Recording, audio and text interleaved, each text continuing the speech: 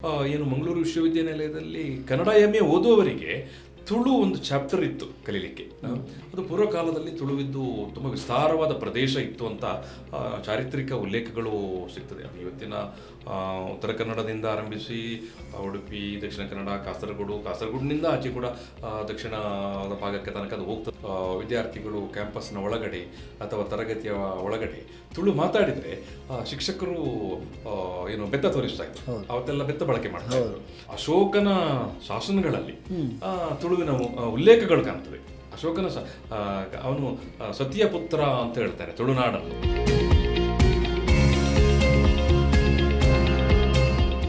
ಈಗ ತುಳು ಒಂದು ಅಧಿಕೃತ ಭಾಷೆ ಅನ್ನೋದಕ್ಕೆ 8ನೇ ಪರಿಚಯದ ಸಂವಿಧಾನದ 8ನೇ ಪರಿಚಯದಲ್ಲಿ ಸೇರಿಸಬೇಕು ಅನ್ನೋ ಚಳವಳಿ ಒಂದು ದಶಕಗಳಿಂದ ನಡೀತಾ ಇದೆ. ಇದಕ್ಕೆ ಅಕಾಡೆಮಿಯ ಅಧ್ಯಕ್ಷರಾಗಿ ತಾವು ಯಾವ ಕ್ರಮ ಕೈಗೊಂಡಿದ್ದೀರಿ ಅಥವಾ ಅದಕ್ಕೆ ಏನು ಮಾಡ್ತಾಯಿದ್ದೀರಿ ಅಂತ? ಖಂಡಿತವಾಗಿ ಇದು ಭಾರಿ ಸುದೀರ್ಘವಾದ ಬೇಡಿಕೆ. ಇದು 1 ದಶಕ 2 ದಶಕ ಅಲ್ಲ, ಒಟ್ಟು ನಾವು ನೋಡ್ತಾ ಹೋದರೆ ಇನ್ನೂ ಸ್ವಲ್ಪ ಜಾಸ್ತಿ ಆಗುತ್ತೆ. 2001ರಲ್ಲಿ ಮೊದಲ ಬಾರಿಗೆ ಈ ಬಗ್ಗೆ, ಅದಕ್ಕಿಂತ ಪೂರ್ವದಲ್ಲೇ ನಮ್ಮ ಹಿರಿಯರು, ಬರಹಗಾರರು, ವಿದ್ವಾಂಸರು ಮಾತಾಡ್ತಾ ಇದ್ರು. ಬಟ್ 2001ಕ್ಕೆ ಆಗುವಾಗ ಭಾರಿ ಅಧಿಕೃತವಾಗಿ ಇದರ ಬಗ್ಗೆ ಬೇಡಿಕೆಯನ್ನು ಸರ್ಕಾರದ ಮುಂದಿಡಲಾಯಿತು. ಆವತ್ತು ಕರ್ನಾಟಕದಲ್ಲಿ ಮಾನ್ಯ SM ಕೃಷ್ಣ ಅವರು ಮುಖ್ಯಮಂತ್ರಿಗಳಾಗಿದ್ದರು.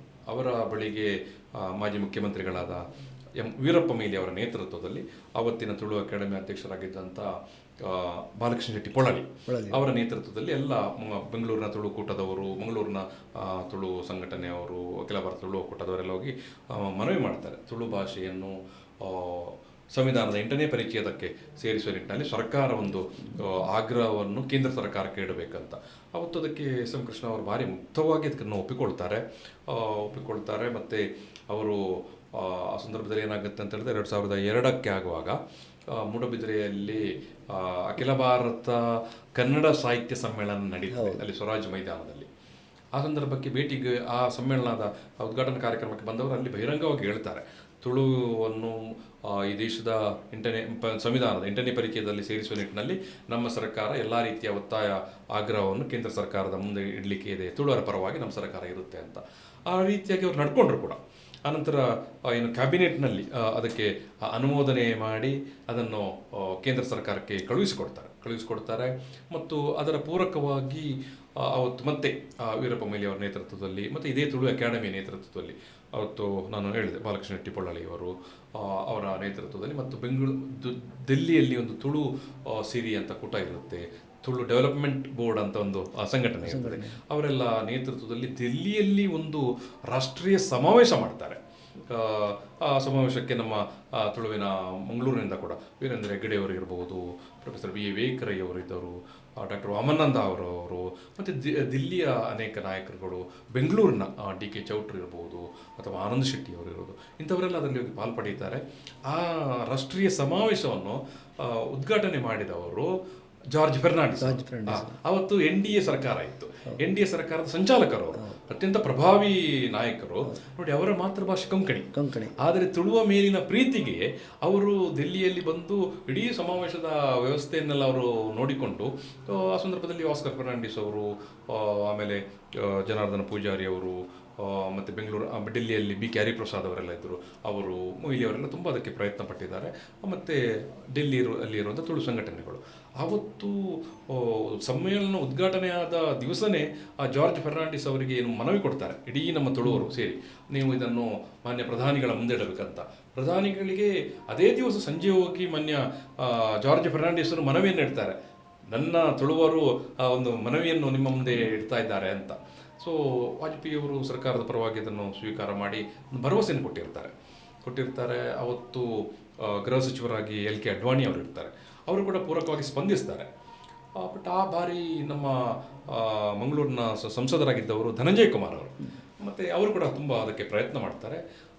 ಮುಂದಿನ ಸಂಸತ್ ಅಧಿವೇಶನದಲ್ಲಿ ಇದು ಚರ್ಚೆಗೆ ಕೂಡ ಬರ್ತದೆ.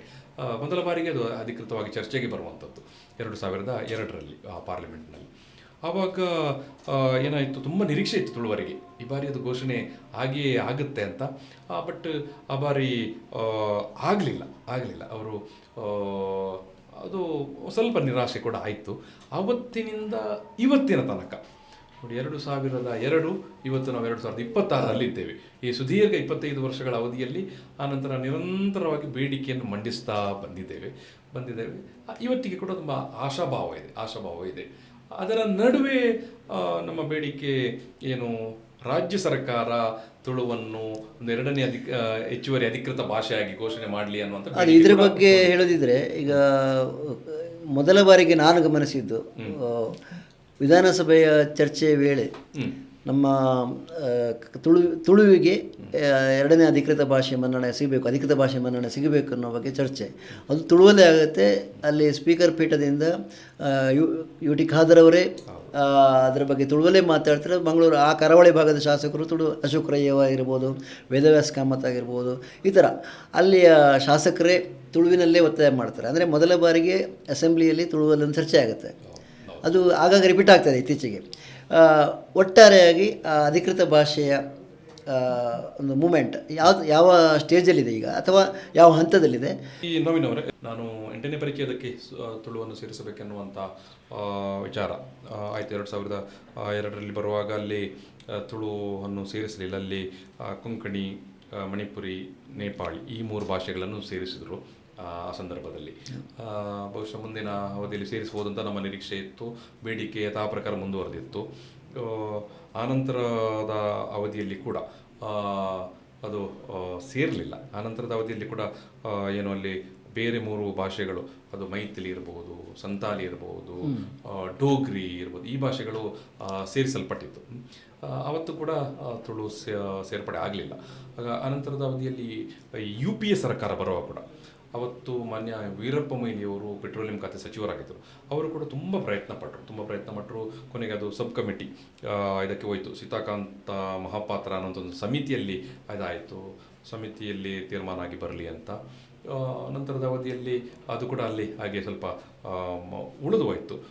ಅಷ್ಟೊತ್ತಿಗೆ ಏನಾಯಿತು ಅಂತ ಹೇಳಿದ್ರೆ, ತುಳುವಿನ ಜೊತೆಗೆ ಅನೇಕ ಭಾಷೆಗಳು ಕ್ಯೂ ಅಲ್ಲಿ ಬಂದು ನಿಂತವು. ಬೇರೆ ಬೇರೆ ಪ್ರಾಂತ್ಯದ ಭಾಷೆಗಳು ನಮ್ಮನ್ನು ಕೂಡ 8ನೇ ಪರಿಚಯದಕ್ಕೆ ಸೇರಿಸಿ ಅಂತ. ಅಷ್ಟೊತ್ತಿಗೆ ಆಗುವಾಗ ಪಟ್ಟಿ ತುಂಬ ಉದ್ದ ಆಯಿತು. ಬಟ್ ನಮ್ಮದು ಇವತ್ತಿಗೆ ಕೂಡ ಬೇಡಿಕೆ ಇದೆ. ನಮ್ಮ ಪ್ರತಿಯೊಬ್ಬ ಪಾರ್ಲಿಮೆಂಟ್ ಮೆಂಬರ್ಗಳು, ರಾಜ್ಯಸಭಾ ಸದಸ್ಯರು ಅದನ್ನು ಪ್ರಸ್ತಾಪ ಮಾಡ್ತಾನೇ ಇದ್ದಾರೆ. ನಾನು ಆಗ ನಿಮಗೆ ಧನಂಜಯ ಕುಮಾರ್ ಮೊದಲ ಬಾರಿಗೆ ಪ್ರಸ್ತಾಪ ಮಾಡಿದ್ದನ್ನೇ ಹೇಳಿದೆ. ಆನಂತರ ಜನಾರ್ದನ ಪೂಜಾರಿ ಅವರು, ಸದಾನಂದ ಗೌಡರು, ವಿನಯ್ ಕುಮಾರ್ ಸೊರಕೆ ಅವರು, BK ಹರಿಪ್ರಸಾದ್ ಅವರು, ನಳಿನ್ ಕುಮಾರ್ ಕಟೀಲ್ ಅವರು, ಅಥವಾ ಶೋಭಾ ಕರಂದ್ಲಾಜೆ ಅವರು, ಆಮೇಲೆ ಕಾಸರಗೋಡ್ನ MP ಗಳು ಕರುಣಾಕರನ್ ಅವರಿರ್ಬೋದು, ಅಥವಾ ಇತ್ತೀಚೆಗೆ ಚೆನ್ನಿತ್ತಾಲ, ಅಥವಾ ಇತ್ತೀಚೆಗೆ ಮಂಗಳೂರಿನ ಬ್ರಿಜೇಶ್ ಚೌಟ, ಇವರೆಲ್ಲರೂ ಪ್ರತಿ ಬಾರಿಯೂ ಪ್ರಸ್ತಾಪ ಮಾಡಿಕೊಂಡು ಬಂದಿದ್ದಾರೆ. ಸರ್ಕಾರ ನಿಮ್ಮ ಬೇಡಿಕೆ ನಮ್ಮಲ್ಲಿ ಇದೆ ಅಂತ ಹೇಳ್ತದೆ ವಿನಃ ಮುಂದಕ್ಕೆ ಹೋಗ್ತಾ ಇಲ್ಲ. ಓಕೆ, ಈಗ ನೀವೆತ್ತಿದ ಪ್ರಶ್ನೆ ಕರ್ನಾಟಕದಲ್ಲಿ ಅಧಿಕೃತ ಭಾಷೆಯಾಗಿ ಘೋಷಣೆ ಮಾಡೋ ಬಗ್ಗೆ ನೀವು ಉಲ್ಲೇಖ ಮಾಡಿದ್ದೀರಿ. ನಮ್ಮ ಸ್ಪೀಕರ್ ಅವರು ತುಳುವನ್ನು ಮಾತಾಡುವಂಥದ್ದು, ಅಥವಾ ನಮ್ಮ MLAಗಳು ಮಾತಾಡ್ತಾ ಇರುವಂಥದ್ದು. ನೀವು ಕಳೆದ ಅವಧಿಯಲ್ಲಿ ಕೂಡ, ಈಗ ವಸಂತ ಬಂಗೇರ ಅವರು ಬೆಳ್ತಂಗಡಿಯ ಶಾಸಕರು, ಅವರು ಮೊದಲಾಗಿ 2013ರ ಅವಧಿಯಲ್ಲಿ ಪ್ರಮಾಣ ವಚನ ಸ್ವೀಕರಿಸುವಾಗ ಸಿದ್ದರಾಮಯ್ಯ ಸರ್ಕಾರದ ಅವರು ಅಲ್ಲ, ಅದಕ್ಕಿಂತ ಪೂರ್ವದ ಸಂದರ್ಭದಲ್ಲಿ 2009 ಹೌದು, ಆ ಸಂದರ್ಭದಲ್ಲಿ ಅವರು ಪ್ರಮಾಣ ವಚನ ತುಳು ಭಾಷೆಯಲ್ಲಿ ಸ್ವೀಕಾರ ಮಾಡ್ತಾರೆ. ಆದರೆ ಆ ಸಂದರ್ಭದಲ್ಲಿ ಮಾತ್ರ ಅದಕ್ಕೆ ಮತ್ತೆ ಸ್ವಲ್ಪ ಏನು ಕನ್ನಡದಲ್ಲಿ ಮಾಡಿ ಅಂತೆಲ್ಲ ತಿರ್ಗಾ ಬೇಡಿಕೆ ಎಲ್ಲ ಬಂದಿತ್ತು. ಬಟ್ ಧ್ವನಿಯನ್ನು ಸ್ಪಷ್ಟವಾಗಿ ಎತ್ತಿದವರು, ನಾವು ಅದನ್ನು ನೆನಪು ಮಾಡಿಕೊಳ್ಬೇಕು. ಆನಂತರ ನೀವು ಹೇಳಿದ ಹಾಗೆ ನಮ್ಮ ಭಾಗ್ಯ ಅಂತ ನಾವು ಕರೀತೇವೆ ನೋಡಿ, ಇಬ್ಬರು ಬ್ಯಾರಿ ಭಾಷೆಯ ಮಾತೃಭಾಷಿಗರು.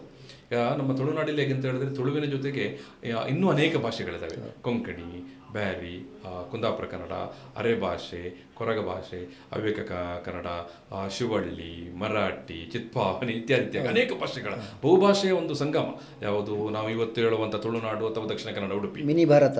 ಹೌದು, ಖಂಡಿತವಾಗಿಯೂ ಎಲ್ಲ ಸಾಂಸ್ಕೃತಿಕ ವೈವಿಧ್ಯತೆಯನ್ನು ನೀವು ಅಲ್ಲಿ ನೋಡಲಿಕ್ಕಾಗತ್ತೆ. ಸೊ ಸ್ಪೀಕರ್ UT ಖಾದರ್ ಅವರದ್ದು ಮಾತೃಭಾಷೆ ಬ್ಯಾರಿ. ಆದರೆ ಅವರು ಸ್ಪೀಕರ್ ಆಗಿ ಬಂದು ಆ ಸ್ಥಾನದಲ್ಲಿ ಕುಳಿತ ಬಳಿಕ ಅವರು ತುಳುವಲ್ಲಿ ಮಾತಾಡ್ತಾರೆ. ಅಶೋಕ್ ರೈ ಅಂತ ಪುತ್ತೂರಿನ MLA ತುಳುವಿನಲ್ಲಿ ಪ್ರಸ್ತಾಪ ಮಾಡ್ತಾರೆ. ಮತ್ತು ನಮ್ಮ ಭಾಗದ ಅನೇಕ ಮಂದಿ MLAಗಳು, ಅದು ಐವನ್ ಡಿಸೋಜ ಇರಬಹುದು, ಅಥವಾ ನೀವು ಹೇಳಿದಾಗ ವೇದವ್ಯಾಸ ಕಾಮತ್ ಇರಬಹುದು, ಎಲ್ಲರೂ ಆ ತುಳುವಿನಲ್ಲಿ ಮಾತನಾಡುವಾಗ ನಮ್ಮ ಸ್ಪೀಕರ್ ಅದಕ್ಕೆ ಅವಕಾಶ ಮಾಡಿಕೊಡ್ತಾರೆ. ಭಾಗ್ಯ ಅಂತ ಹೇಳಿದ ಅದಕ್ಕೆ ಒಬ್ಬರು ಸ್ಪೀಕರ್ ತುಳುನಾಡಿನವರು ಇದ್ದ ಕಾರಣದಿಂದಾಗಿ ಒಂದು ಅವಕಾಶ ಆಯಿತು. ಹಾಗಾಗಿ ಇವತ್ತು ನಮ್ಮ ಏನು ತುಳುವನ್ನು ಈ ರಾಜ್ಯದ 2ನೇ ಹೆಚ್ಚುವರಿ ಅಧಿಕೃತ ಭಾಷೆಯಾಗಿ ಮಾಡಬೇಕನ್ನುವಂಥ ಬೇಡಿಕೆ ತುಂಬ ವರ್ಷಗಳಿಂದ ಉಂಟು. ಅದಕ್ಕೆ ಒಂದು ಸ್ಪಷ್ಟವಾದ ನೆಲೆ ಸಿಕ್ಕಿದ್ದು ಈಗ ಕಳೆದ ಸರ್ಕಾರದ ಅವಧಿಯಲ್ಲಿ ಕೂಡ ಒಂದಷ್ಟು ಒಳ್ಳೆಯ ಪ್ರೋತ್ಸಾಹಗಳು ಸಿಕ್ಕಿದೆ, ಅದನ್ನು ನಾವು ನೆನೀಬೇಕು.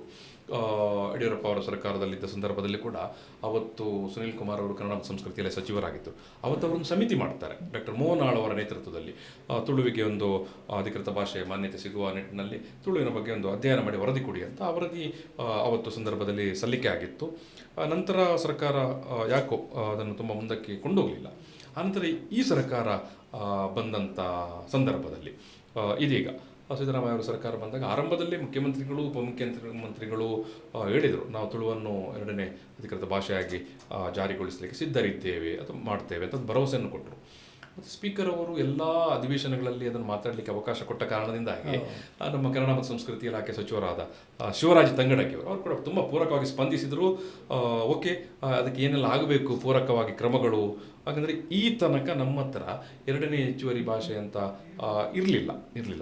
ನಾವು ದೇಶದ ಬೇರೆ ರಾಜ್ಯಗಳಲ್ಲಿ ಅದನ್ನು ನೋಡ್ತೇವೆ, ತೆಲಂಗಾಣವೋ, ಆಂಧ್ರವೋ, ಡೆಲ್ಲಿನೋ, ವೆಸ್ಟ್ ಬೆಂಗಾಳೋ, ಇಂಥ ಒರಿಸ್ಸಾ ಇಂಥ ರಾಜ್ಯಗಳಲ್ಲೆಲ್ಲ ನೋಡ್ತೇವೆ.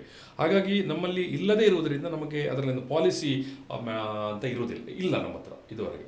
ಹಾಗಾಗಿ ಬೇರೆ ರಾಜ್ಯದಲ್ಲಿ ಯಾವ ರೀತಿ ಅನುಷ್ಠಾನ ಮಾಡಿದ್ದಾರೆ ಅದನ್ನೊಂದು ಅಧ್ಯಯನ ಮಾಡಿಕೊಂಡು ಬನ್ನಿ ಅಂತ ಒಂದು ಸಮಿತಿ ಮಾಡಿದರು. ಅವತ್ತಿನ ಕನ್ನಡ ಸಂಸ್ಕೃತಿ ಇಲಾಖೆಯ ನಿರ್ದೇಶಕರಾದ KM ಗಾಯತ್ರಿ ಅವರ ಅಧ್ಯಕ್ಷತೆಯಲ್ಲಿ ಸಮಿತಿ, ಆ ಸಮಿತಿಯಲ್ಲಿ ತುಳು ಅಕಾಡೆಮಿ ಅಧ್ಯಕ್ಷನ ನೆಲೆಯಲ್ಲಿ ನಾನು ಕೂಡ ಇದ್ದೆ, ಮತ್ತು ಕಾನೂನು ಇಲಾಖೆಯವರು, ಆಮೇಲೆ ನಮ್ಮ ಸಂಸ್ಕೃತಿ ಇಲಾಖೆಯವರು, ಆಮೇಲೆ DPR ಡಿಪಾರ್ಟ್ಮೆಂಟ್ನವರೆಲ್ಲ ಇದ್ದರು. ನಾವು ಅಧ್ಯಯನ ಮಾಡಿ ಅಲ್ಲಿ ಯಾವ ರೀತಿ ಅನುಷ್ಠಾನ ಮಾಡಿದ್ದಾರೆ, ಅಲ್ಲಿಯ ಇರುವಂಥ ಅಲ್ಲಿಯ ಏನು ಭಾಷಾ ಆ್ಯಕ್ಟ್ ಇದೆ, ಲ್ಯಾಂಗ್ವೇಜ್ ಆ್ಯಕ್ಟ್, ಅದಕ್ಕೆ ತಿದ್ದುಪಡಿ ಅವರು ತಂದು ಮಾಡಿರುವಂಥದ್ದು, ಆರಂಭದಲ್ಲಿ ಒಂದು ಸೀಮಿತ ಪ್ರದೇಶಕ್ಕೆ ಮತ್ತು ಅದನ್ನು ವಿಸ್ತಾರ ಮಾಡಿರುವಂಥದ್ದು ಇತ್ಯಾದಿ ವಿಚಾರಗಳನ್ನು ನಾವು ಸರ್ಕಾರಕ್ಕೆ ಈಗಾಗಲೇ ಗಮನಕ್ಕೆ ತಂದಿದ್ದೇವೆ ಅಥವಾ ಅದರ ವರದಿಯನ್ನು ನಾವು ಕೊಟ್ಟಿದ್ದೇವೆ ಕೂಡ. ಹಾಗಾಗಿ ನಮಗೊಂದು ದೊಡ್ಡ ಭರವಸೆ ಮತ್ತು ವಿಶ್ವಾಸ ಇದೆ. ಖಂಡಿತವಾಗಿಯೂ ಈ ಸರ್ಕಾರ ಇದಕ್ಕೆ ಪೂರಕವಾಗಿ ಸ್ಪಂದಿಸ್ತದೆ ಮತ್ತು ಅದನ್ನು ಅನುಷ್ಠಾನ ಮಾಡುತ್ತೆ ಅಥವಾ ಜಾರಿಗೆ ತರುತ್ತೆ ಅನ್ನುವಂಥ ವಿಶ್ವಾಸ ನನಗೆ ಖಂಡಿತವಾಗಿಯೂ ಇದೆ. ನಮಗೆ ಆ ವಿಶ್ವಾಸಕ್ಕೆ ಇರುವಂಥ ಒಂದು ದೊಡ್ಡ ಪೂರಕ ಶಕ್ತಿ ಅಂತ ಹೇಳಿದ್ರೆ ಅದು ಮತ್ತೆ ನಮ್ಮ ಸ್ಪೀಕರ್ UT ಖಾದರ್ ಅವರೇ. ಅದನ್ನು ನಾವು ನೆನೆಯಬೇಕು. ಮತ್ತು ಇದರ ಹಿಂದೆ ತುಂಬ ಮತ್ತು ಪ್ರತಿ ಬಾರಿಯೂ ಪ್ರತಿ ಅಧಿವೇಶನದಲ್ಲಿ ಧ್ವನಿ ಎತ್ತಿದ ಅಶೋಕ್ ರೈ ಅವರು, ಅವರ ಆ ಒಂದು ಕೊಡುಗೆಯನ್ನು ಅಥವಾ ಧ್ವನಿಯನ್ನು ಕೂಡ ನಾವು ಉಲ್ಲೇಖ ಮಾಡಿಕೊಳ್ಳಬೇಕಾಗತ್ತೆ. ಒಟ್ಟಾರೆಯಾಗಿ ಈಗ ಒಂದು ತುಳುವಿಗೆ ಈ ಅಧಿಕೃತ ಭಾಷೆ ಸ್ಥಾನಮಾನ ಸಿಕ್ಕಿದ್ದೇ ಆದಲ್ಲಿ 8ನೇ ಪರಿಚಯದ ಸಿಗಲಿಕ್ಕೆ ಅದೊಂದು ಮೆಟ್ಟಿಲಾಗುತ್ತೆ ಅಂತ ಅಂದ್ಕೊಂಡಿದ್ದೀನಿ. ನಿಮ್ಮ ಅಭಿಪ್ರಾಯ ಇದೆ? ಒಂದು ಹಂತದಲ್ಲಿ ಅದು ನಿಜ ಕೂಡ.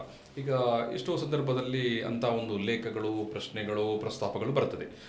ತುಳುವನ್ನು ಏನು ಸಂವಿಧಾನದ 8ನೇ ಪರಿಚಯದಕ್ಕೆ ಸೇರಿಸುವ ಅದಕ್ಕಿಂತ ಮೊದಲು ನೀವು ರಾಜ್ಯದಲ್ಲಿ ಅದನ್ನು ಅಧಿಕೃತ ಭಾಷೆಯಾಗಿ ಮಾಡಿಕೊಂಡು ಬನ್ನಿ ಅನ್ನುವಂಥ ಬೇಡಿಕೆಗಳು ಇತ್ತೀಚೆಗೆ ಒಂದು 2 ದಶಕಗಳಲ್ಲಿ ಕೇಳಿಕೊಂಡು ಬರುವಂಥ ಅಥವಾ ಕೇಳಲ್ಪಡುವಂಥ ಒಂದು ಅಭಿಪ್ರಾಯ ಅದು. ಬಹುಶಃ ಖಂಡಿತವಾಗಿಯೂ ಕರ್ನಾಟಕದ ಅಧಿಕೃತ ಭಾಷೆ ಅಂತ ಘೋಷಣೆ ಆದರೆ ಅದು ನಮಗೆ ದೊಡ್ಡ ಬಲವನ್ನು ತಂದುಕೊಡ್ತದೆ ಮತ್ತು ಕೇಂದ್ರ ಸರ್ಕಾರಕ್ಕೆ ಕೂಡ ಸುಲಭದಲ್ಲಿ ನಿರಾಕರಣೆ ಮಾಡಲಿಕ್ಕೆ ಸಾಧ್ಯ ಆಗೋದಿಲ್ಲ. ಈಗ ಕೊಂಕಣಿ ಭಾಷೆ ಗೋವಾ ರಾಜ್ಯದ ಅಧಿಕೃತ ಭಾಷೆ. ಆ ಒಂದು ಕಾರಣದಿಂದಾಗಿ ಅವರು ಸಂವಿಧಾನದ 8ನೇ ಪರಿಚ್ಛೇದದಲ್ಲಿ ಕೂಡ ಅವರಿಗೆ ಸೇರಿಕೊಳ್ಳಲಿಕ್ಕೆ ಅವಕಾಶ ಇತ್ತು. ಬಟ್ ಒಂದು ಏನಂತ ಹೇಳಿದ್ರೆ, ಸಂವಿಧಾನದ 8ನೇ ಪರಿಚ್ಛೇದಕ್ಕೆ ಸೇರಬೇಕಿದ್ದರೆ ಅಥವಾ ಸೇರ್ಪಡೆ ಆಗಬೇಕಿದ್ದರೆ ಅದು ಯಾವುದೋ ರಾಜ್ಯದ ಅಧಿಕೃತ ಭಾಷೆಯೇ ಆಗಿರಬೇಕೆನ್ನುವಂಥ ಅಲ್ಲಿ ಕಟ್ಟುಪಾಡು ಅಥವಾ ನಿಯಮಗಳು ಇಲ್ಲ. ಆದರೆ ನೀವು ಹೇಳಿದ ಹಾಗೆ ಇಲ್ಲಿ ಅದು ಕರ್ನಾಟಕದಲ್ಲಿ ಅಧಿಕೃತ ಭಾಷೆಯಾಗಿ ಆದರೆ ದೊಡ್ಡ ಶಕ್ತಿ ಬರ್ತದೆ, ತುಂಬ ದೊಡ್ಡ ಶಕ್ತಿ ಬರ್ತದೆ. ಮತ್ತು ಇಡೀ ಭಾರತದಲ್ಲಿ ಒಂದು ದೊಡ್ಡ ಧ್ವನಿ ಕೇಳಲ್ಪಡ್ತದೆ. ಇದರ ಹೊರತಾಗಿ ಮಾತಾಡೋದಿದ್ರೆ, ಈಗ ಕರ್ನಾಟಕ ತುಳು ಸಾಹಿತ್ಯ ಅಕಾಡೆಮಿ ಅಂದರೆ ನಮ್ಮ ಕರಾವಳಿ ಭಾಗದ ಒಂದು ಭಾಷೆಗೆ ಮತ್ತು ಅಲ್ಲಿಯ ಸಂಸ್ಕೃತಿಗೆ ಮತ್ತೊಂದು ಅಕಾಡೆಮಿಕ್ ಆಗಿರುವಂಥ ಒಂದು ಯೋಚನೆ ಮಾಡುವಂಥ ಶಕ್ತಿ ಕೊಡುವಂಥ ಒಂದು ಸಂಸ್ಥೆ. ಇಲ್ಲಿ ತುಳುವಿಗೆ, ತುಳು ಸಾಹಿತ್ಯಕ್ಕೆ ಅಥವಾ ತುಳು ಕಲ್ಚರ್ಗೆ, ತುಳು ಸಂಸ್ಕೃತಿಗೆ, ಯಾವುದಕ್ಕೆ ತುಳುವಿಗೆ ಸಂಬಂಧಪಟ್ಟ ಹಾಗೆ ಅಲ್ಲಿಯ ಸಹೋದರ ಒಡನಾಡಿ ಭಾಷೆಗಳಾದ ಅಥವಾ ಭಾಷಿಕರಾದ ಮುಸಲ್ಮಾನರು ಅಥವಾ ಅಲ್ಲಿ ಬ್ಯಾರಿಗಳು ಅಥವಾ ಕೊಂಕಣಿಗಳು ಅಥವಾ ಕ್ರೈಸ್ತರು ಇವರೆಲ್ಲರ ಕೊಡುಗೆ ತುಂಬ ಇದೆ ತುಳು ಸಾಹಿತ್ಯದ. ಅಂದರೆ ದಕ್ಷಿಣ ಕನ್ನಡದಲ್ಲಿ ಈಗ ಸ್ಕ್ರಿಪ್ಟಿಗಿಂತಲೂ ಕೂಡ ತುಳು ಅನ್ನೋದು ವ್ಯಾವಹಾರಿಕ ಭಾಷೆ. ಇಡೀ ದಕ್ಷಿಣ ಕನ್ನಡ ಅಥವಾ ಕರಾವಳಿಯಲ್ಲಿ ತುಳು ವ್ಯಾವಹಾರಿಕ ಭಾಷೆ. ಆ ತುಳು ಇಲ್ಲದೆ ಅಲ್ಲಿ ವ್ಯವಹಾರ ನಡೆಯಲ್ಲ. ಅಂದರೆ ಎಲ್ಲ ಭಾಷಿಕರು ಕೂಡ ಅಲ್ಲಿ ತುಳುವಲ್ಲೇ ಮಾತಾಡುವಂಥ ಆ ಥರದೊಂದು ನ್ಯಾಚುರಲ್ ಆಗಿ ಬೆಳೆದುಕೊಂಡು ಬಂದಿರುವಂಥ ಒಂದು ವ್ಯವಸ್ಥೆ. ಇಂಥ ಸಂದರ್ಭದಲ್ಲಿ ತುಳು ಸಾಹಿತ್ಯ ಅಕಾಡೆಮಿ ಜೊತೆಗೆ ಬ್ಯಾರಿ ಸಾಹಿತ್ಯ ಅಕಾಡೆಮಿ ಅಥವಾ ಬೇರೆ ಅರೆ ಭಾಷೆ ಅಕಾಡೆಮಿ ಈ ಥರದ್ದೆಲ್ಲ ಬೇಕಾ, ಅಥವಾ ಅದು ಇದ್ದರೆ ಅದು ತುಳುವಿಗೆ ಯಾವ ರೀತಿ ಪೂರಕ ಆಗುತ್ತೆ? ಸರಿ, ನೀವು ಇರುವಂಥ ಪ್ರಶ್ನೆ ನೋಡಿ, ನಮಗೆ ಅಕಾಡೆಮಿಯ ಆರಂಭವಾಗೋದಕ್ಕಿಂತ ಮೊದಲು ಕೂಡ ಆ, ಈ ತುಳುನಾಡಿನಲ್ಲಿ ನೀವು ಆರಂಭದಲ್ಲಿ ಕೂಡ ನಾವು ಚರ್ಚೆ ಮಾಡಿದ್ದೆವು, ಅದೊಂದು ಸಮನ್ವಯದ ನಾಡು ಅಂತ. ನಮ್ಮಲ್ಲಿ ಅನೇಕ ಭಾಷೆಗಳು. ಬಟ್ ಅಕಾಡೆಮಿ ಅಂತ ಬರುವಾಗ ಅದು ಕೊಂಕಣಿಗೆ ಅಥವಾ ತುಳುವಿಗೆ, ಅರೆ ಭಾಷೆಗೆ, ನಮ್ಮ ಈ ಪ್ರಾಂತ್ಯದ ತುಂಬ ನಾವು ಸಮನ್ವಯದಿಂದ ಕೆಲಸ ಮಾಡಿಕೊಂಡು ಬರ್ತಾ ಇದ್ದೇವೆ.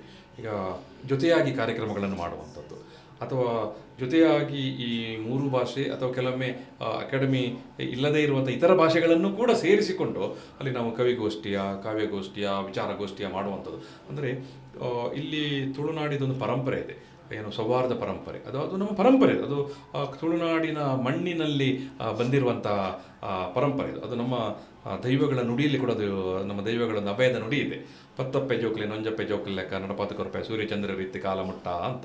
ಅಂದರೆ ಎಲ್ಲರನ್ನೂ ನಾನು ಜೊತೆಯಾಗಿ ಕರ್ಕೊಂಡು ಹೋಗ್ತೇನೆ ಅಂತ. ಹಾಗಾಗಿ ನಾವು ಇವತ್ತಿಗೆ ಕೂಡ ಅದು ಸಮಚಿತ್ತದ, ಸಮಭಾವದಿಂದ, ಭಾವೈಕ್ಯದಿಂದ ಕರ್ಕೊಂಡು ಹೋಗುವಂಥದ್ದು ಅಕಾಡೆಮಿಯ ನೆಲೆಯಲ್ಲಿ ಕೂಡ ಅದು ನಡ್ಕೊಂಡು ಬರ್ತದೆ. ನಾವು ಎಷ್ಟೋ ಕಾರ್ಯಕ್ರಮಗಳು ಈ ರೀತಿಯ ಒಂದು ಸಮನ್ವಯದ ಕಾರ್ಯಕ್ರಮಗಳನ್ನು ನಡೆಸಿಕೊಂಡು ಬರ್ತಾ ಇದ್ದೇವೆ. ಮತ್ತು ಏನು ಪ್ರಕಟಣೆ ಸಂದರ್ಭದಲ್ಲಿ ಕೂಡ ನಮ್ಮಲ್ಲಿಂದ ಅನುವಾದ ವಿಚಾರಗಳು ಬರ್ತದೆ. ಈಗ ನೀವು ಕನ್ನಡ ಸಾಹಿತ್ಯದ ಬೇರೆ ಬೇರೆ ಭಾಷೆಗಳಿಗೆ ಅನುವಾದವಾಗುವಂಥದ್ದು, ನಮ್ಮಲ್ಲಿ ಕೂಡ ಈಗ ನಮ್ಮ ಪ್ರಕಟಣೆಗಳು ಕೊಂಕಣಿಗೆ ಅನುವಾದ ಆಗುವಂಥದ್ದು, ಅಥವಾ ಬೇರೆ ಭಾಷೆಯ ಪ್ರಕಟಣೆಗಳು ತುಳುವಿಗೆ ಬರುವಂಥದ್ದು, ಅದರ ಆಚೆಗೂ ಕೂಡ ನಾವು ಏನು ತುಳುವನ್ನು ಇಂಗ್ಲೀಷಿಗೆ ಅನುವಾದ ಮಾಡುವಂಥದ್ದು, ಇದೆಲ್ಲ ಮಾಡ್ತಾ ಇದ್ದೇವೆ. ಹಾಗಾಗಿ ಇದು ಒಂದು ನಮಗೆ ಏನು ಅಲ್ಲಿ ಪ್ರಶ್ನೆ ಆಗಿಲ್ಲ, ಅದೊಂದು ಸಮನ್ವಯದ ಒಂದು ಕೊಂಡಿಯಾಗಿಯೇ ಇದೆ ಇವತ್ತಿಗೆ ಕೂಡ. ಅಂದರೆ ಬೇರೆ ಅಕಾಡೆಮಿಗಳು ಕೂಡ ಒಂದು ರೀತಿಯಲ್ಲಿ ಪೂರಕವಾದ, ಅಂದರೆ ತುಳು ಅಕಾಡೆಮಿ ಜೊತೆಗೆ ಪೂರಕವಾಗಿ ಕೆಲಸ ಮಾಡ್ತಾ ಇದ್ದಾವೆ. ಹೌದು. ಈಗ ಎಷ್ಟೋ ಮಂದಿ ಕೆಲವೊಮ್ಮೆ ಹೊರಗಡೆಯಿಂದ ಬಂದವರು ನಮಗೆ ತುಳುವಿನ ಬಗ್ಗೆ ತಿಳಿಬೇಕು ಅಂತ ಹೇಳುವಾಗ ಅವರು ಹೇಳ್ತಾರೆ, ಇಲ್ಲಿ ಕೊಂಕಣಿ ಭಾಷೆ ಉಂಟು, ಇಲ್ಲಿ ಬ್ಯಾರಿ ಭಾಷೆ ಉಂಟು ಅಂತ. ಆವಾಗ ನಾವು ಎಲ್ಲರೂ ಜೊತೆಯಾಗಿ ಕೂತ್ಕೊಂಡು ಸಮಾಲೋಚನೆ ಅಥವಾ ಸಮನ್ವಯ, ಅಥವಾ ಬಂದಂಥ ಅತಿಥಿಗಳಿಗೆ ಜೊತೆಯಾಗಿ ಕೂತ್ಕೊಂಡು ಮಾಹಿತಿ ವಿನಿಮಯ ಮಾಡಿಕೊಳ್ಳುವಂಥ ಕೆಲಸಗಳು ಅಕಾಡೆಮಿಯಲ್ಲಿ ನಡೀತದೆ. ನಾವು ಇನ್ನೊಂದು ಗಮನಿಸಿರೋದು, ಕರಾವಳಿ ಭಾಗದಲ್ಲಿ ನಮ್ಮ ಸಾಂಸ್ಕೃತಿಕವಾಗಿ ಶಕ್ತಿ ಇರುವಂಥದ್ದು ಮುಖ್ಯವಾಗಿ ಯಕ್ಷಗಾನ, ತೆಂಕುತಿಟ್ಟು, ಅಥವಾ ಉಡುಪಿ ಭಾಗದಲ್ಲಿ ಬಡಗುತಿಟ್ಟು, ಮತ್ತು ನಾಟಕಗಳು. ಈ ಎಲ್ಲದರಲ್ಲೂ ಕೂಡ ನೀವು ಹೇಳಿದಾಗೆ ಅಲ್ಲಿ ಎಲ್ಲ ಭಾಷಿಕರು ಕೂಡ ಅದರಲ್ಲಿ ಆ್ಯಕ್ಟ್ ಮಾಡಿದವರಿದ್ದಾರೆ, ಅಥವಾ ಅದರಲ್ಲಿ ತೊಡಗಿಸಿಕೊಂಡವರಿದ್ದಾರೆ. ತುಂಬ ಜನ ಇದ್ದಾರೆ, ಬೇರೆ ಬೇರೆ ಸಮುದಾಯಗಳವರು ಕೂಡ ಇದರಲ್ಲಿ, ಅಂದರೆ ಯಕ್ಷಗಾನ ಅಥವಾ ನಾಟಕದ ರಂಗದಲ್ಲಿ ಇದ್ದಾರೆ ತುಳುವಿಂದು. ಇದು ಹೇಗೆ ಈ ಅಕಾಡೆಮಿ, ನಿಮ್ಮ ಅಕಾಡೆಮಿ ಅಧ್ಯಕ್ಷರಾಗಿ ಇದನ್ನು ಯಾವ ರೀತಿ ನೋಡ್ತೀರಿ, ಮತ್ತು ಇದು ಯಾವ ರೀತಿ ತುಳು ಸಾಹಿತ್ಯಕ್ಕೆ ಅಥವಾ ತುಳು ಇನ್ನಷ್ಟು ಅಂದರೆ ಅದು ಪ್ರಬಲವಾಗಲಿಕ್ಕೆ ಯಾವ ರೀತಿ ಕಾರಣ ಆಗುತ್ತೆ? ಖಂಡಿತವಾಗಿ ನೀವು ಹೇಳಿದಂಥ ತುಳು ನಾಟಕ, ಆಮೇಲೆ ತುಳು ಯಕ್ಷಗಾನ, ಅದರ ಜೊತೆಗೆ ತುಳು ಸಿನಿಮಾ ಕೂಡ ಇವತ್ತು ನಾವು ತುಳು ಇಷ್ಟು ವ್ಯಾಪಕವಾಗಿ ಜನಬಳಕೆಯಲ್ಲಿ ಇದೆ ಅಂತ ಇದ್ದರೆ, ನಾವು ವ್ಯಾವಹಾರಿಕವಾಗಿ ದಕ್ಷಿಣ ಕನ್ನಡ ಮತ್ತು ಉಡುಪಿ ಜಿಲ್ಲೆಯನ್ನು ಹೇಳ್ತೇವೆ. ಬೆಂಗಳೂರಲ್ಲಿ ದೊಡ್ಡ ಸಂಖ್ಯೆಯಲ್ಲಿ ತುಳುವರಿದ್ದಾರೆ, ಅಥವಾ ಮಹಾರಾಷ್ಟ್ರದಲ್ಲಿ ಅಥವಾ ಚೆನ್ನೈಯಲ್ಲಿ ಮತ್ತು ಗಲ್ಫ್ ರಾಜ್ಯದಲ್ಲಿ ಮತ್ತು ಜಗತ್ತಿನ ಬೇರೆ ಬೇರೆ ದೇಶಗಳಲ್ಲಿ. ನಿಮಗೆ ಆಶ್ಚರ್ಯ ಆಗ್ಬೋದು, ಇವತ್ತು ಆಫ್ರಿಕಾದಂಥ ದೇಶದ ಖಂಡದ ಬೇರೆ ಬೇರೆ ದೇಶಗಳಲ್ಲಿ ತುಳು ಸಂಘಟನೆಗಳಿದ್ದಾವೆ. ಆಸ್ಟ್ರೇಲಿಯಾದಲ್ಲಿ, ಅಥವಾ ಅಮೇರಿಕಾದಲ್ಲಿ, ಅಥವಾ ಗ್ರೇಟ್ ಬ್ರಿಟನ್ನಲ್ಲಿ, ಇಂಗ್ಲೆಂಡ್ ಈ ಪ್ರಾಂತ್ಯದಲ್ಲಿ, ಮತ್ತು ಗಲ್ಫ್ ರಾಷ್ಟ್ರದಲ್ಲಿ ಅನೇಕ ಕಡೆ ತುಳು ಕೂಟಗಳಿದ್ದಾವೆ. ಇವರ ನಡುವೆ ಒಂದು ಕೊಂಡಿಯಾಗಿ ಕೆಲಸ ಮಾಡ್ತಾ ಇರುವಂಥದ್ದು ಈ ತುಳು ನಾಟಕ, ತುಳು ಯಕ್ಷಗಾನ ಮತ್ತು ತುಳು ಸಿನಿಮಾಗಳು. ಅದಕ್ಕೆ ಭಾರಿ ದೊಡ್ಡ ಪರಂಪರೆ ಇದೆ. ಇವತ್ತು ತುಳು ಜಗದಗಲವಾಗಿ ಅದು ವಿಸ್ತಾರವಾಗಿ ವ್ಯಾಪಿಸಿದೆ ಅಂತ ಹೇಳಿದ್ರೆ ಅದು ಈ ನಾಟಕಗಳು, ತುಳುವಿನ ನಾಟಕ, ತುಳುವಿನ ಯಕ್ಷಗಾನ, ತುಳುವಿನ ಸಿನಿಮಾಗಳು ಕಾರಣ. ಇತ್ತೀಚೆಗೆ ಸಿನಿಮಾ ರಂಗದಲ್ಲಿ ಬೇರೆ ಬೇರೆ ಅಂದರೆ ಪ್ಯಾನ್ ಇಂಡಿಯಾ ಮೂವಿ ಸಿನಿಮಾಗಳಲ್ಲಿ ಕೂಡ ತುಳುವಿನಿಂದ ಪಾಡ್ದನಗಳು ಉಲ್ಲೇಖ ಆಗಿದೆ. ತುಳುವಿನ ಅಸ್ಮಿತೆಯನ್ನು ನೀವು ಕನ್ನಡ ಸಿನಿಮಾದಲ್ಲೂ ಬೇರೆ ಭಾಷೆ ಸಿನಿಮಾದಲ್ಲೂ ಕೂಡ ನೋಡಲಿಕ್ಕೆ ಸಾಧ್ಯ ಆಗುತ್ತೆ. ಸೊ ಅದೆಲ್ಲವೂ ಕೂಡ ಜಗತ್ತು ಒಂದು ಬಾರಿ ತುಳುನಾಡಿನತ್ತ ಅಥವಾ ತುಳು ಭಾಷೆಯತ್ತ ಒಂದು ಕಣ್ಣಾಯಿಸಲಿಕ್ಕೆ ಒಂದು ಕಾರಣ ಆಗುತ್ತೆ. ಈಗ ನೀವು ತುಳು ನಾಟಕವನ್ನು ಉಲ್ಲೇಖ ಮಾಡಿದ್ರಿ, ಆಶ್ಚರ್ಯ ಆಗ್ಬೋದು. ಸುಮಾರು 1910 ಕಾಲಘಟ್ಟದಲ್ಲೇ ಮಂಗಳೂರಿನಲ್ಲಿ ತುಳು ಕರ್ನಾಟಕ ನಾಟಕ ಸಂಘ ಅಂತ ಆರಂಭವಾಗಿತ್ತು. 1910 ಕಾಲಘಟ್ಟದಲ್ಲಿ ಅದು ಅದು ಮಾಧವ ತಿಂಗಳಾಯರು, ಕೃಷ್ಣಪ್ಪ ತಿಂಗಳಾಯರು, ಮಹಾಲಿಂಗ ತಿಂಗಳಾಯರು ಅವರೆಲ್ಲ ತುಳು ನಾಟಕವನ್ನು ಅವತ್ತು ಸಮಾಜ ಸುಧಾರಣೆ ಕಾರಣಕ್ಕಾಗಿ ಮತ್ತು ಸ್ವತಂತ್ರ ಚಳವಳಿಯ ಕಾರಣಕ್ಕಾಗಿ ತುಳುವಿನಲ್ಲಿ ನಾಟಕಗಳನ್ನು ಆರಂಭಿಸ್ತಾರೆ. ಆನಂತರ ಅದು ಆ ಪರಂಪರೆ ತುಂಬ ಮುಂದಕ್ಕೆ ಬರ್ತದೆ. ಆನಂತರ ಅದನ್ನು ಕೆಂಪೂರು ದೊಡ್ಡಣ್ಣ ಶೆಟ್ಟರು ಇರ್ಬೋದು, KB ಭಂಡಾರಿ ಅವರು ಇರ್ಬೋದು, ನಂತರದ ಕಾಲಘಟ್ಟಕ್ಕೆ KN ಟೇಲರ್ ಅವರೆಲ್ಲ ಅದನ್ನು ಮುಂದಕ್ಕೆ ಕೊಂಡೋಗ್ತಾರೆ. ನಾನು ಅದೇ ತುಳು ಕರ್ನಾಟಕ ನಾಟಕ ಸಂಘ ಅಂತ ಹೇಳಿದೆ, 1910ರಲ್ಲಿ ಆದದ್ದು. ಆನಂತರ ಪಣಿಯಾಡಿಯವರು ಭಾರಿ ದೊಡ್ಡ ಮಟ್ಟಕ್ಕೆ ಬಾಸೆಲ್ ಮಿಷನರಿ ಅಥವಾ ಮಿಷನರಿಗಳ ನಂತರದ ಕಾಲಘಟ್ಟದಲ್ಲಿ ಆ ತುಳುವಿನ ಚಳವಳಿಯನ್ನು ಕಟ್ಟಿದವರು ಪಣಿಯಾಡಿಯವರು. ಅವರು ತುಳುವರೇ ಬರೀಬೇಕು, ತುಳುವರೇ ಮುದ್ರಣ ಮಾಡಬೇಕು, ತುಳುವರು ಅದನ್ನು ಪ್ರಚಾರ ಮಾಡಬೇಕಂತ ತುಳುವ ಸಾಹಿತ್ಯ ಮಾಲೆಯನ್ನು 1920ರ ಕಾಲಘಟ್ಟದಲ್ಲಿ ಆರಂಭಿಸ್ತಾರೆ. ಆವಾಗ ಅವರು ಒಂದು ನಾಟಕ ಕೃತಿಯನ್ನು ಮುದ್ರಿಸ್ತಾರೆ. ನಮಗೆ ಇವತ್ತು ಸಿಗುವಂಥ ಮೊದಲ ತುಳುವಿನ ಮುದ್ರಿತ ನಾಟಕ ಅಂತ ಹೇಳಿದ್ರೆ ಜನಮರ್ಲ್ ಅಂತ ಮಾಧವ ತಿಂಗಳಾಯರು ಬರ್ತದೆ. 1933ರಲ್ಲಿ ಈ ನಾಟಕ ಮುದ್ರಣ ಆಗುತ್ತೆ. ಇದು ತುಳುವಿನ ಮೊದಲ ನಾಟಕ. ಆನಂತರ ಆ ಪರಂಪರೆ ತುಂಬ ಮುಂದುವರೆದುಕೊಂಡು ಬರ್ತದೆ. ಹಾಗಾಗಿ ನಾಟಕ ಭಾರಿ ದೊಡ್ಡ ಶಕ್ತಿಯಾಗಿ ತುಳುವಿಗೆ ಒಂದು ಬೆನ್ನೆಲುಬಾಗಿ ನಿಂತದ್ದು.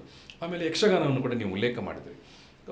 ಸಂಕೈ ಭಾಗವತರ ಪಂಚಾವಟಿ ವಾಲಿಸ್ ಸುಗ್ರೀವ ಏನು ಒಂದು ಪ್ರಸಂಗ, ಅದು ಕೂಡ ಹಾಗೆ ಅದು ಮೊದಲು ಮುದ್ರಣವಾದಂಥ 1919ರಲ್ಲಿ ಮುದ್ರಣವಾಗುವಂಥ ಒಂದು ಪ್ರಸಂಗ. ಪಾರ್ಥಸುಬ್ಬ ರಚಿತ ಪಂಚವಟಿ ಅಲ್ಲ, ಇದು ಇದು ಸಂಕೈ ಭಾಗವತ. ಹೌದು.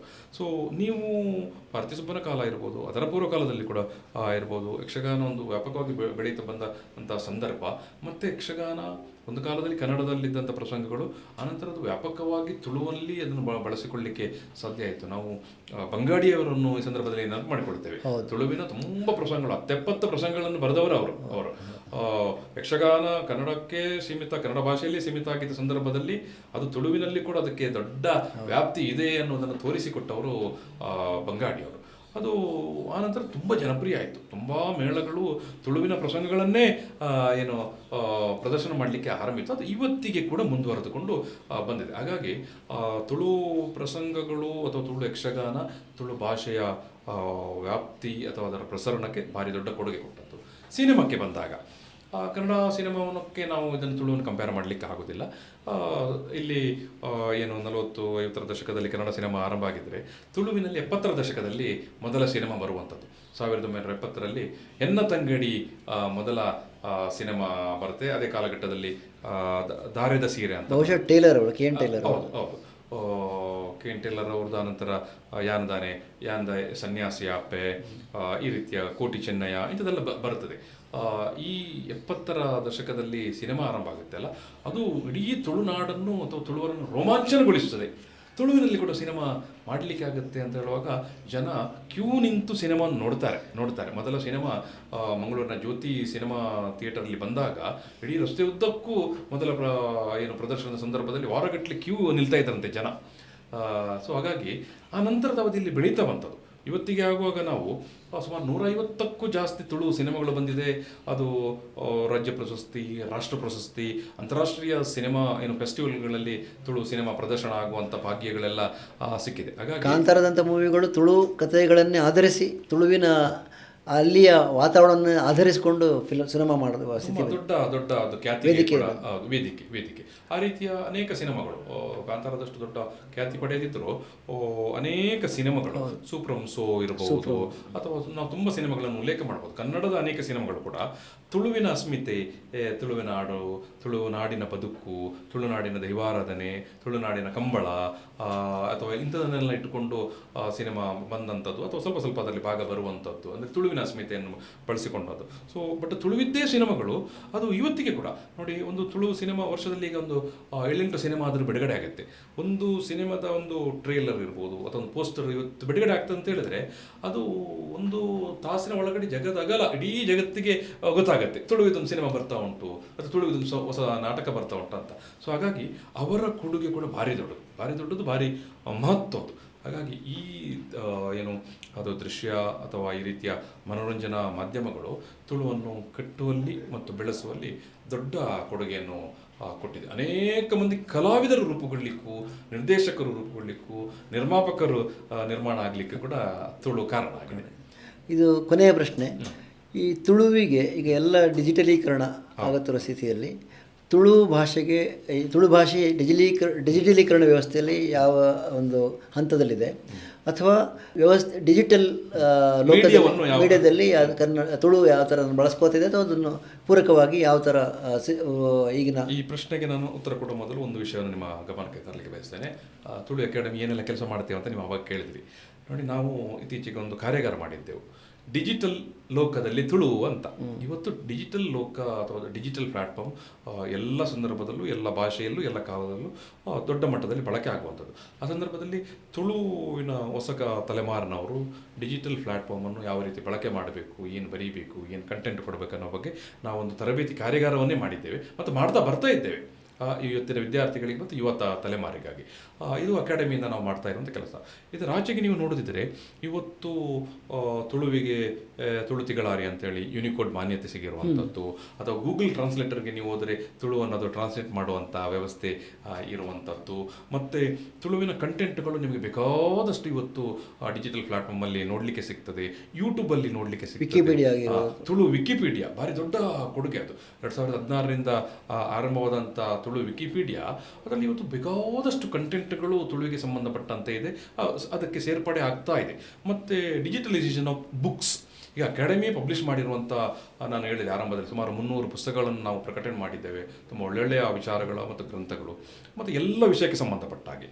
ಸೊ ಅದನ್ನು ನಾವು ಡಿಜಿಟಲೈಸೇಷನ್ ಮಾಡುವಂಥ ಕೆಲಸವನ್ನು ಮಾಡ್ತಾ ಇದ್ದೇವೆ. ಅದನ್ನು ಬೇರೆ ಬೇರೆ ಏನು ವೆಬ್ಸೈಟಲ್ಲಿ ಅದು ಸಿಗುವ ಹಾಗೆ ಮಾಡುವಂಥದ್ದು, ಮತ್ತು ಡಿಜಿಟಲ್ ಆಗಿ ಬುಕ್ಕನ್ನು ಬುಕ್ ಮಾಡುವಂಥದ್ದು, ಮತ್ತು ಡಿಜಿಟಲ್ ಪ್ಲಾಟ್ಫಾರ್ಮಲ್ಲಿ ಸಿಗುವಂಥ ವ್ಯವಸ್ಥೆಯನ್ನು ನಾವು ಮಾಡಿದ್ದೇವೆ. ಸೊ ಇದು ಏನಾಗುತ್ತೆ ಅಂತ ಹೇಳಿದ್ರೆ, ಹೊರ ದೇಶದಲ್ಲಿರುವ, ಹೊರ ಊರಿನಲ್ಲಿರುವವರಿಗೆ ಕೂಡ ಅದು ಒಂದು ಪುಸ್ತಕ ಅಥವಾ ತುಳುವಿನ ಒಂದು ಸಾಹಿತ್ಯ ಸುಲಭದಲ್ಲಿ ಸಿಗುವಂಥ ಕೆಲಸ ಸಾಧ್ಯ ಆಗಿದೆ. ಇದರ ಜೊತೆಗೇ ನಾವು ಒಂದು ವಿಶೇಷವಾದೊಂದು ಕಾರ್ಯಕ್ರಮವನ್ನು ಮಾಡಿದ್ದೇವೆ. ಅಕಾಡೆಮಿಗೆ ಪ್ರತಿ ತಿಂಗಳು ಒಂದು ಕಾಲೇಜಿನ ವಿದ್ಯಾರ್ಥಿಗಳ ಒಂದು ಗುಂಪು ಅಥವಾ ಒಂದು ಸಮೂಹವನ್ನು 40ರಿಂದ 50 ಮಕ್ಕಳನ್ನು ಕಾಲೇಜಿಗೆ ಅಕಾಡೆಮಿಗೆ ಕರ್ಕೊಂಡು ಬರುವಂಥದ್ದು, ಅಲಾಂಗ್ ವಿತ್ ದರ್ ಟೀಚರ್, ಅವರ ಶಿಕ್ಷಕರ ಜೊತೆಗೆ. ಆ ಕಾರ್ಯಕ್ರಮಕ್ಕೆ ಹೆಸರೇ ಅಕಾಡೆಮಿಡ್ ಒಂಜಿ ದಿನ ಬಲೆ ತುಳು ಓದುಗ ಅಂತ. ಅಕಾಡೆಮಿಯಲ್ಲಿ ಒಂದು ದಿನ ಬನ್ನಿ ತುಳು ಓದುವ ಅಂತ. ಸೊ ನಮ್ಮಲ್ಲಿ ಸುಮಾರು ಒಂದು 4,000ದಷ್ಟು ತುಳುವಿಗೆ ಸಂಬಂಧಪಟ್ಟ ಪುಸ್ತಕಗಳಿದೆ. ಈ ಪುಸ್ತಕವನ್ನು ಓದಿಸುವಂಥ ಕೆಲಸವನ್ನು ವಿದ್ಯಾರ್ಥಿಗಳಿಗೆ, ಹೊಸ ತಲೆಮಾರಿಗೆ ಮಾಡ್ತಾ ಇದ್ದೇವೆ. ಸೊ ಆ ಸಂದರ್ಭದಲ್ಲಿ ಕೂಡ ನಾವು ಅವರಿಂದ ಫೀಡ್ಬ್ಯಾಕ್ ತಗೊಳ್ತೇವೆ.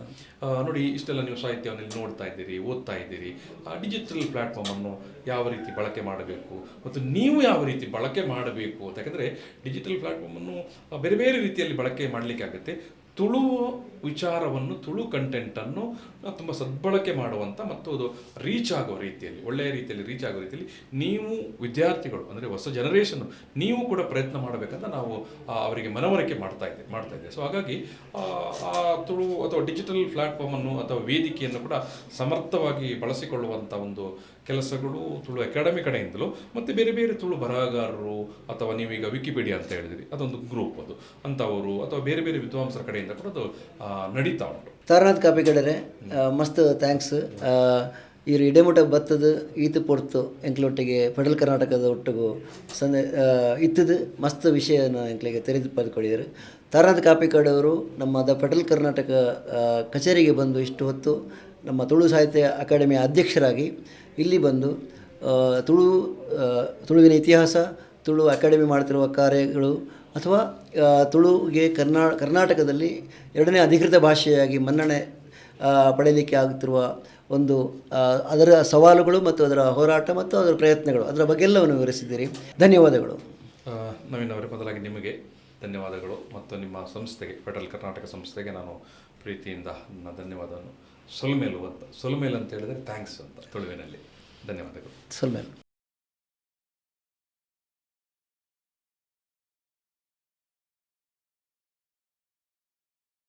ಹೆಚ್ಚಿನ ಸುದ್ದಿ ಅಪ್ಡೇಟ್ಗೆ ಈಗಲೇ ದ ಫೆಡರಲ್ ಕರ್ನಾಟಕ ಯೂಟ್ಯೂಬ್ ಪೇಜನ್ನು ಸಬ್ಸ್ಕ್ರೈಬ್ ಮಾಡಿ.